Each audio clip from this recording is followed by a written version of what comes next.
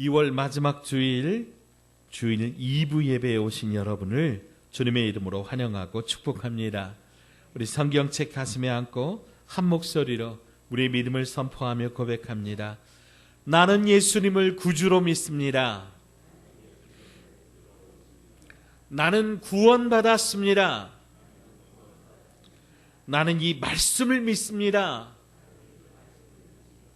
나는 행복합니다. 아멘.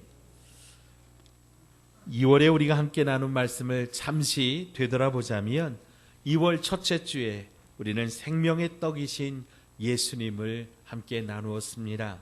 둘째 주에는 부활이요 생명이신 예수님에 관하여 말씀을 나누었고요.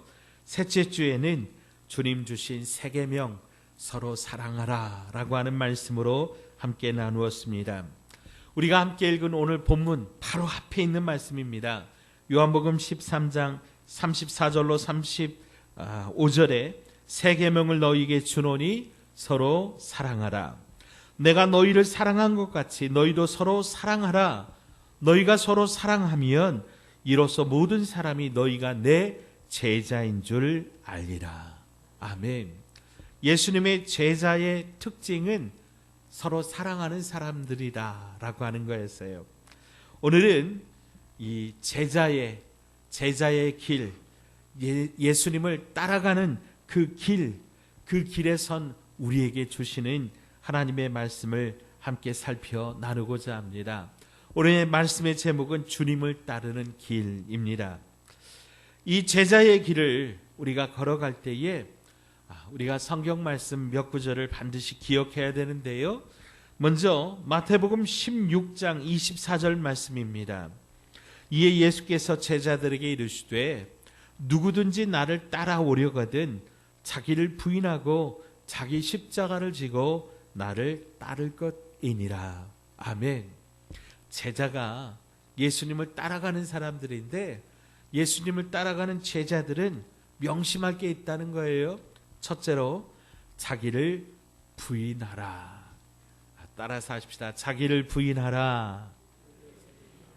예, 내 옆에 나하고 같이 사는 아내를 일컫는 부인이라고 하는 말이 아닌 거 여러분 잘 아시죠?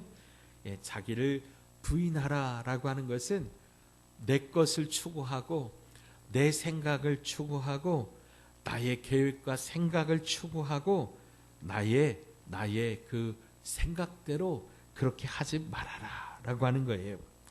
나의 자아가 살아있으면 우리가 주님을 따르기가 힘들다고 하는 겁니다. 우리가 주님을 따르려고 할 때마다 우리에게 있어서 걸림돌이 되는 것이 있으니 바로 우리 개인의 생각, 가치, 습관, 또 문화, 또 어떤 그런 고집들이 우리에게 걸림돌이 됩니다. 두 번째는 자신의 십자가를 지고 나를 따르라 했습니다. 따라서 하십시다. 자기의 십자가를 지라. 예수님께서 지신 십자가는 온 인류의 죄값을 해결하기 위해서 우리 인간들을 대신하여 지신 것입니다. 예수님께서 겟세마네 동산에서 간절히 기도하실 때 이 십자가를 좀 피하게 해달라고 기도하셨습니다. 왜냐하면 예수님의 십자가가 너무도 무겁고 고통스러웠기 때문입니다. 그러나 예수님은 하나님 아버지의 뜻대로 순종하셔서 이 십자가를 지셨고 그래서 온 인류는 예수님으로 말미암아 구원의 길이 활짝 열리게 되었습니다. 마찬가지로 예수님을 따라가는 저와 여러분도 우리가 각자 져야 될 십자가가 있다고 하는 거죠. 그것이 때때로 어려운 가정 형편일 수도 있고요.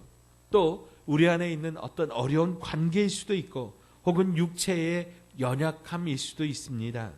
여하튼 십자가 지는 것이 힘들다고 무조건 피하기만 하면 우리가 예수님의 제자가 될 수 없다라고 하는 거죠.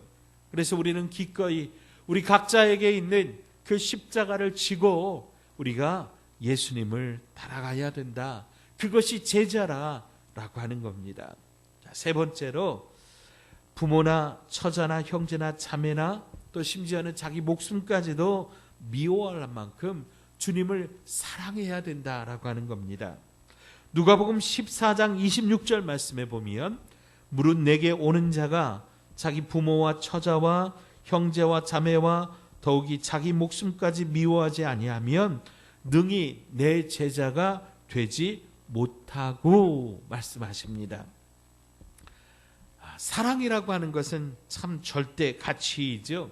부모나 처자나 형제나 자매가 가치 없다고 하는 것이 아니라 주님께서 그것들보다 더 귀하기 때문에, 심지어는 자기 목숨보다 더 귀하기 때문에 그것들을 내려놓고 주님을 더 사랑해야 주님의 제자가 될 수 있다라고 하는 것이지요. 네 번째로 모든 소유를 버리라 라고 하는 것입니다. 누가복음 14장 33절에 이와 같이 너희 중에 누구든지 자기의 모든 소유를 버리지 아니하면 능히 내 제자가 되지 못하리라 기록하고 있습니다. 우리가 가진 것들 중에서 주님보다 더 귀하게 생각하는 것들, 주님보다 더 붙잡고 있는 그것들, 그거 버리지 않으면 우리가 진짜로 예수님의 제자가 될 수 없다라고 하는 거예요. 어쨌든 예수님의 제자가 되는 길이 참 멋있고 좋은 것이고 귀하고 복된 일인데, 막상 우리가 예수님을 따라서 이 제자의 길을 걸으려고 하니 굉장히 어렵고 또 막연하고 멀게 느껴지는 것이 사실입니다. 자, 이어서 오늘 본문에서 예수님께서 주신, 베드로에게 주신 말씀입니다. 자, 36절 보시면 시몬 베드로가 이르되 주여 어디로 가시나이까? 예수께서 대답하시되 내가 가는 곳에 네가 지금은 따라올 수 없으나 후에는 따라오리라. 제자가 예수님을 따라가는 사람들인데 오늘 36절에 베드로가 예수님께 어디로 가세요 예수님? 그렇게 물었더니 예수님께서 아주 굉장히 어려운 얘기를 하셨어요. 내가 지금 가는 그곳을 네가 지금은 따라갈 수 없지만 나중에는 따라오게 될 거야. 이런 말씀을 주셨다는 거죠. 베드로는 마가의 다락방에서 예수님께서 최후의 만찬을 하실 때부터 좀 예수님이 좀 이상하다고 느꼈습니다.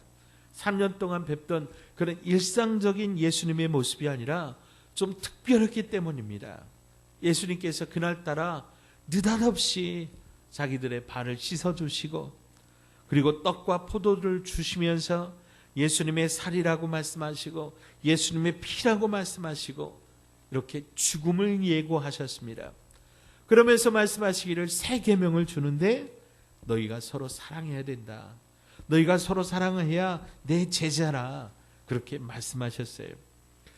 베드로는 이 최후의 만찬에서 말씀하신 그 예수님의 말씀과 행동들이 이 마음에 걸렸던 겁니다. 그래서 용기를 내어서 이게 예수님이 지금 모든 걸 다 정리하고 어디를 떠나시려고 하는 그런 느낌을 받았거든요. 그래서 예수님께 물은 겁니다. 도대체 예수님 어디로 가시려고 하십니까? 예수님은 어디로 가십니까? 이렇게 질문한 거죠. 여기서 우리는 베드로를 통해서 몇 가지 배울 수 있는 게 있습니다. 첫째로 우리도 베드로와 같은 인간이라고 하는 거죠.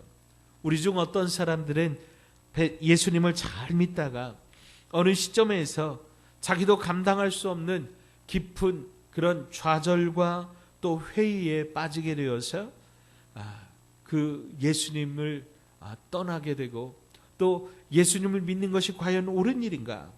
이성적인 상식과 일상적인 경험으로 교회에 나와서 찬송하고 헌금하고 봉사도 열심히 하는데 그러다가 어떤 그 영적인 순간에 딱 부닥치면은 모든 것이 혼란스러워지면서 내가 과연 이렇게 믿는 것이 옳은 일인가?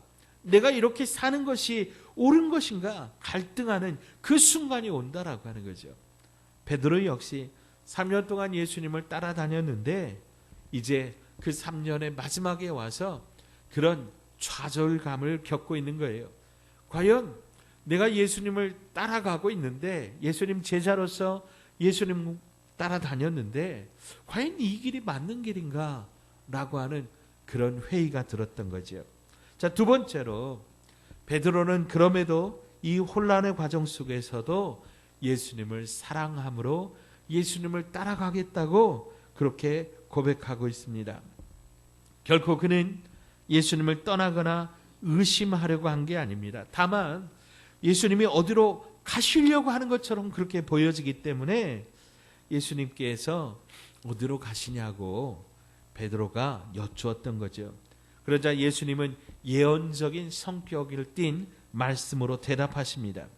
우리가 하나님의 말씀을 읽고 들을 때 예언적인 성격의 말씀들이 있음을 우리는 알아야 됩니다. 당장에 이 말씀이 이해가 되지 않을지라도 세월이 흐르고 우리가 세월이 지난 후에 보면 이해되고 깨닫게 되는 경우가 종종 있습니다. 예수님께서 베드로에게 지금 내가 가는 곳에 너는 따라올 수 없지만은 나중에는 따라오게 된다. 이런 말씀을 하셨을 때에 베드로는 그 말씀을 이해할 수가 없었습니다. 지금 대화가 끝나면 곧 예수님께서 이제 십자가를 지게 되시는데 베드로는 그 십자가의 길을 당장은 따라올 수 없다라고 하는 거예요. 그러나 예수님께서 십자가에 죽으시고 부활하셔 승천하신 후에 이제 성령님께서 오셔서 이 모든 것을 깨닫게 하시고 나면 베드로가 예수님 가신 곳을 따라올 수 있다는 말씀입니다. 그러니 예수님께서 하시는 이 말씀을 베드로도 또 그 주변의 다른 제자들도 우리 같은 보통 사람들도 알아들을 수가 없는 거지요. 사랑하는 여러분, 그러므로 우리가 성경을 읽다가 이해할 수 없는 부분이 가끔 있더라도요, 우리 순수한 마음으로 그대로 믿으시기 바랍니다. 이해되지 않아도 성경 말씀이 틀린 것이 아닙니다. 다만 아직 때가 이르지 않아서 내가 알아들을 수 없는 겁니다. 베드로는 혼란 가운데 예수님의 말씀을 듣고 약간 약이 오른 것처럼 보입니다. 아니 왜 지금은 내가 주님을 따를 수 없다고 하십니까? 나의 결심, 이 뜨거운 내 마음을 예수님 몰라주십니까? 그렇게 생각한 것 같습니다. 37절입니다. 베드로가 가로되 주여 내가 지금은 어찌하여 따를 수 없나이까? 주를 위하여 내 목숨을 버리겠나이다. 참 베드로다운 그런 대답입니다. 베드로는 굉장히 열정적인 사람입니다. 기면 기고 아니면 아닙니다. 베드로는 한번 뛰어들면 온몸을 다 던지는 그런 열정적인 사람입니다. 앞서서 우리가 계속해서 살펴보았던 것처럼 예수님께서 제자들의 발을 씻기실 때 베드로의 발을 씻기려고 하자 베드로가 예수님 안 됩니다. 어떻게 선생님이신 스승이신 예수님께서 내 발을 씻기려고 하십니까? 안 됩니다. 그렇게 베드로가 처음에는 거절을 하잖아요. 그런데 예수님께서 내가 너의 발을 씻기지 않으면 너와 아무 상관이 없다. 그러니까 이번엔 베드로가 뭐라 그래요? 그러면 예수님 머리부터 발끝까지 씻어 주십시오. 이게 아주 화끈해요. 베드로는 아주 한번 정하면 정말 온 삶을 다하여 그렇게 던지는 사람이에요. 그래서 오늘 베드로가 뭐라 그래요? 자신의 목숨을 바쳐서라도 내가 이 온 목숨을 다 던져서라도 주님을 따라가겠습니다. 왜 주님께 갈 수 없다고, 주님을 따라갈 수 없다고 그렇게 우리에게 말씀하십니까? 그렇게 베드로가 이야기한 거죠. 오늘 이 베드로의 대답을 통해서 역시 우리는 또 몇 가지 배울 수가 있습니다. 첫째로 베드로가 자신의 주제 파악을 잘 못하고 있다라고 하는 거예요. 여러분, 자기의 자신에 대해서 완전히 전혀 모른 채 하는 말입니다. 그는 자신의 생각과 감정과 결정을 대단히 중요하게 생각하고 판단했을 겁니다. 우리도 역시 우리 자신이 완전히 우리가 잘 알고 있다고 생각합니다. 내가 생각하고 내가 판단하고 내가 결정했으니 이것이 내 생각이고 나의 삶은 결국 내 생각대로 이루어질 것이라고 생각합니다. 그런데 여러분, 과연 우리가 생각한 대로, 우리가 마음먹은 대로 우리가 그대로 그렇게 살아지더냐라고 하는 거예요. 여러분, 우리가 마음먹은 일들이 그대로 다 이루어집니까? 아닙니까? 아니지요.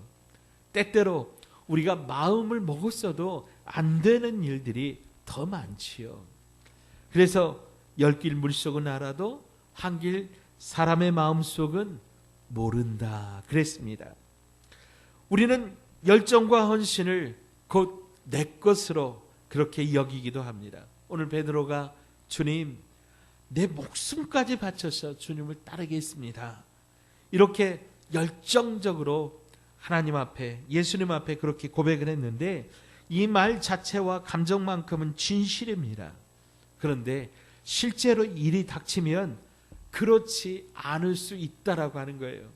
여러분, 우리가 잘 아시죠? 이제 하룻밤만 지나고 나면 예수님께서 대제사장의 그 집에서 신문을 받으실 때 베드로가 멀찍이 따라가서 그 모습을 구경하면서 이제 추우니까 뜰에서 불을 쬐다가 우리가 잘 아는 것처럼 대제사장의 그 여종이 묻지 않습니까? 너도 저 사람하고 같이 있지 않았느냐? 너도 저 사람들과 한패 아니냐? 그때 베드로가 어떻게 대답합니까? 아니다.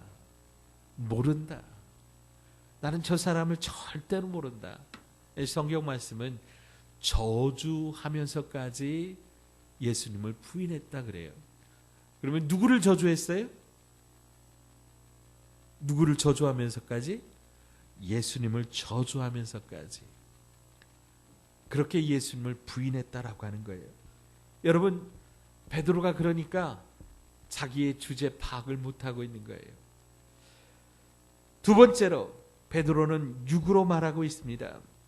베드로가 주님을 따르겠다고 말한 것은 절대로 거짓이 아닙니다. 그 시점에서 주님을 위해 생명을 바치겠다는 각오는 진실입니다. 그러나 어디까지나 이것은 육적인 생각입니다. 우리가 성경 말씀을 깊이 들여다보면 육의 생각과 영의 생각이 따로 있고 다르다라고 하는 것을 알 수 있습니다. 예수님께서 영으로 말씀하시고 제자들은 육으로 이해합니다. 예수님께서 거듭나야 한다고 말씀하셨을 때 니고데모는 어떻게 어머니 뱃속으로 다시 들어갔다가 나올 수 있습니까? 그렇게 대답합니다. 예수님의 이 영적인 말씀을 육적인 사고를 가진 제자들이 도저히 이해할 수가 없었던 것이죠. 요한복음 6장 63절에 보면 살리는 것은 영이니 육은 무익하니라. 내가 너희에게 이른 말이 영이요 생명이라 말씀하십니다. 예수님은 영으로 말씀하시는데 우리는 육체를 가지고 사는 거예요. 육체는 잠을 자야 하고 밥을 먹어야 되고 또 우리는 이 때리면 아픔을 느끼고 또 병이 들고, 그래서 사람은 이 육체에 대해서 굉장히 친숙하고 민감하고 익숙해요. 그래서 날마다 우리는 이 육체라고 하는 이 한계 가운데 우리는 가두어져 살고 이 육체를 가꾸면서 살고 이 육체로 만족함을 누리며 살려고 하는 거예요. 근데 성경은 육은 무익하고 살리는 것은 영이니 이 영의 말씀이 생명이라고 우리에게 말씀하십니다. 로마서 8장 5절로 9절입니다. 육신을 따르는 자는 육신의 일을, 영을 따르는 자는 영의 일을 생각하나니 육신의 생각은 사망이요 영의 생각은 생명과 평안이니라. 육신의 생각은 하나님과 원수가 되나니 이는 하나님의 법에 굴복하지 아니할 뿐 아니라 할 수도 없습니다. 육신에 있는 자들은 하나님을 기쁘시게 할 수 없느니라. 만일 너희 속에 하나님의 영이 거하시면 너희가 육신에 있지 아니하고 영이 있나니 누구든지 그리스도의 영이 없으면 그리스도의 사람이 아니니라. 아멘. 우리가 단순히 서로 용납하고 사랑하며 착하게 살아야 된다라고 하는 어떤 그런 도덕적 가치 수준을 넘어서 예수님은 우리에게 원수까지 사랑하라고 그렇게 말씀하시는데, 우리가 육에 사로잡혀 있다면 어떻게 그런 단계까지 나아갈 수 있겠느냐라고 하는 거예요. 도저히 불가능합니다. 그러나 성령으로 충만하면 우리가 육의 한계를 뛰어넘어 하나님을 기쁘시게 하는 자가 될 수 있습니다. 원수까지도 사랑하는 일을 결코 어렵지 않게 할 수 있습니다. 바로 그때 우리가 주님을 진짜로 따르는 제자가 되는 것입니다. 38절에 예수님께서 대답하시되 내가 나를 위하여 내 목숨을 버리겠느냐. 내가 진실로 진실로 내게 이르노니 닭 울기 전에 내가 3번 나를 부인하리라. 베드로가 주님을 따르는데 목숨을 걸겠다고 하자 예수님은 정말 너의 목숨을 버릴 수 있겠느냐 물으십니다. 그 이유는 베드로가 아무리 의지가 강하고 굳게 결심한다고 해도 육체로서는 그런 일을 할 수 없음을 잘 알고 계시기 때문입니다. 그래서 주님은 베드로에게 닭 울기 전에 3번 부인할 것을 말씀하십니다. 인간의 의지와 생각, 경험과 결단은 굉장히 소중합니다. 이런 것들이 우리를 몇 걸음 더 나아가게 합니다. 그러나 어느 정도까지 개인의 의지와 자존심으로 우리가 밀고 나갈 수 있지만 얼마 가지 못하여 우리는 곧 한계에 부닥치게 됩니다. 그래서 작심삼일이라고 하죠. 우리가 아무리 굳게 마음을 먹어도 며칠 못 간다는 거예요. 3일을 갈 수밖에 없다는 거예요. 3일 후에는 포기하고 돌아선다는 거예요. 그러나 여러분, 그리스도의 영이 있으면 얼마든지 가능합니다.